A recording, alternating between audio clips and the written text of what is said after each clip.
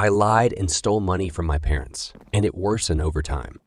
So yes, exactly like the title said, it started small, like maybe around when I'm around 12 years old. I stole a little bit of money from my parents' drawer, which is the place where they tend to keep their stack of money. My parents were not too tech savvy, so they tend to use cash and kept their money in a small vault or locked drawer. I stole like around $10 and kept it for lunch money. My parents always give me lunch money, but sometimes they forget, and I'm too scared to ask money from my parents. This was due to our financial situation at the time.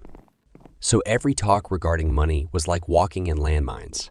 Anyway, so over the years, our financial situation got pretty decent, and it was easier to ask for pocket money.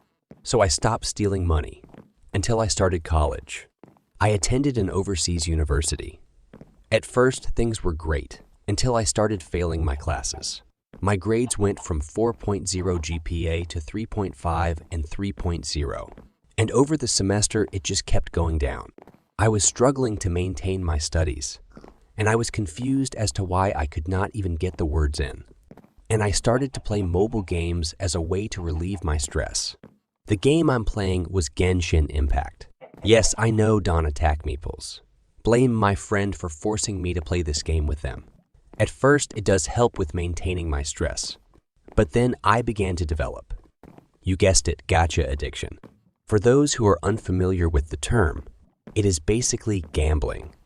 The game has a system where you can get rare, limited characters with great fighting abilities and designs by rolling for them. However, you don't necessarily guarantee to get them every time, hence that's where the gambling comes in.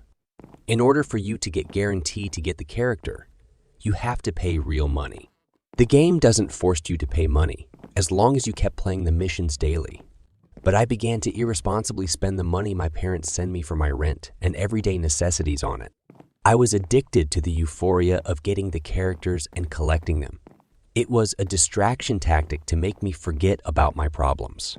I began to lie to my parents to get them to send more money to me, and even forged various documents and events like, oh, my university was doing a seminar. Can you send me $600 Qs? The entrance fee was expensive Qs. The entrance fee was expensive Qs. It's a 3-day seminar? Ooh. Oh, I need to renew my student visa. They need around $5,000 for me to pay for everything. Oh, the document of proof. Here it is. I even resort to forged my bank statements before I emailed it to them. And it continues on even when I have to return back to my country due to COVID. Every day I stole around $100 more or less, depending on how much I can get from their cash drawer. I lost count of how much I've stolen from them. Till this day, they never questioned why I spend so much money. They only told me that all these money is an investment for my future, and it's the parents' responsibility to help their children, because they thought I spend it on my studies. I was haunted with guilt and began hearing voices screaming how I am such a scornful child, worthless and disgusting. I even contemplate to jump off my apartment because I couldn't handle being the person I am. This also contributes even worse to my addiction and ever-failing grades.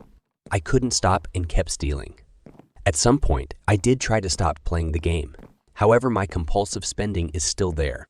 I ended up using the money on something else, like buying expensive food, buying expensive skincare, purchasing random things on online shopping websites.